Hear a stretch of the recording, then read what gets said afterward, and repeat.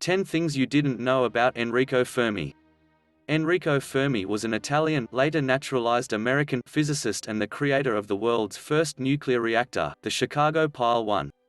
He has been called the architect of the nuclear age and the architect of the atomic bomb. He was one of very few physicists to excel in both theoretical physics and experimental physics. Fermi was awarded the 1938 Nobel Prize in Physics for his work on induced radioactivity by neutron bombardment and for the discovery of transuranium elements.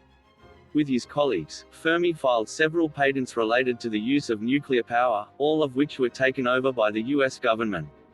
He made significant contributions to the development of statistical mechanics, quantum theory, and nuclear and particle physics.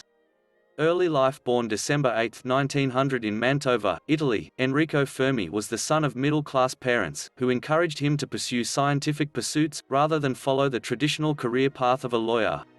He studied at the local Jesuit college before receiving a PhD in physics from the University of Padua in 1922. Career. In 1923, Fermi began working at the University of Rome as an assistant to the prominent Italian physicist Odoardo Beccari, where he spent most of his time developing a theory that would predict the maximum temperature that an atom of deuterium, heavy hydrogen, could attain. It was Beccari who taught Fermi how to use atomic absorption spectroscopy to examine the spectra of deuterium. Experiments with radiation. Fermi, with his wife Margot, later Margot Fermi, was an amateur radio operator, and in the 1930s he made contact with physicist Enrico Fermi in Rome. The two made a number of technical experiments, but it was when they tuned into each other's radiophones that they really got started. Fermi and his wife Margot. Their son was curious about radio waves and became convinced that they were the same waves that could be used to transmit energy. The experiment involved Fermi inserting tiny bits of uranium into the mouths of pigeons and then attaching pigeon telephones to the birds' necks.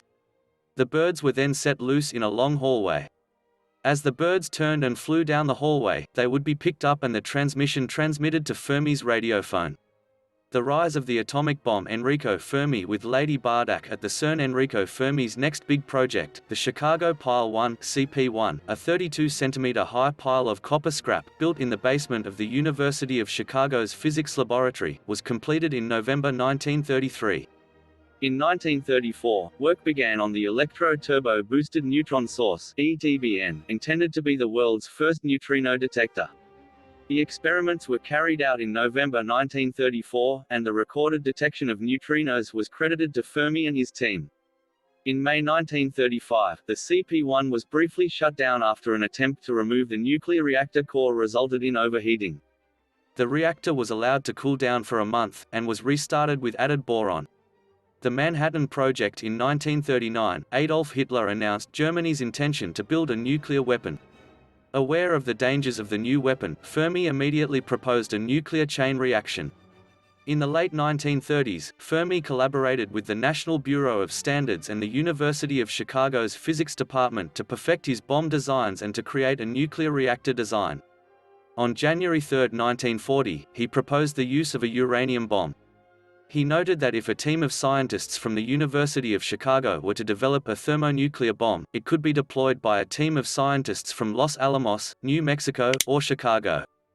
Fermi's Chicago Pile 1. In June of 1941, the government of the United States formed the Manhattan Project, a secret military project to develop the first atomic bomb.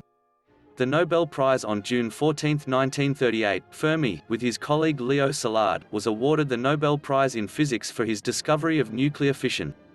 Before this, no one was aware that atoms are broken down into smaller pieces of a nucleus. This discovery explained the nuclear chain reaction. He later received the Compton-Rosen Prize for this discovery in 1950. There was a lot of controversy surrounding his receipt of the Nobel Prize. At the time, the acceptance of a scientist's work for prizes was quite subjective. When Stalin made the award to Fermi, he refused to accept it. Szilard was awarded the 1954 Nobel Prize in Physics.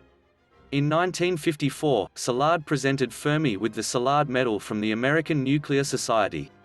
The end of World War II. At the close of World War II, Fermi was in temporary exile from Germany and Italy. In March 1945, he was asked to come to the Manhattan Project at Los Alamos, New Mexico, to assist in the investigation of a new type of nuclear fission reactor. In December 1945, Fermi organized the Los Alamos Laboratory and served as its first head until July 1949, when he was replaced by George B. Pegram. While at Los Alamos, Fermi and others discovered the critical mass for uranium-235, which demonstrated the existence of a nuclear chain reaction. The Los Alamos Laboratory also built the first nuclear reactor in the world, the Chicago Pile 1, using a design similar to that of the Labradorian. Conclusion: the Fermi paradox represents a paradox, first, of why we did not find intelligent life out there when we had the technology to do so. But the other, deeper paradox is that intelligent life doesn't have to have technology, and it certainly doesn't need any kind of advanced technology. As a species we have, on average, about 100,000 species a year becoming extinct, so that probably represents half the evolutionary process of the planet. So we are in an evolutionary arms race, in which survival is our main drive, but in the end our survival could be rooted in our sense of justice, in the concept of justice in our own societies, our sense of taking care of one another, in the idea that we are not going to destroy each other,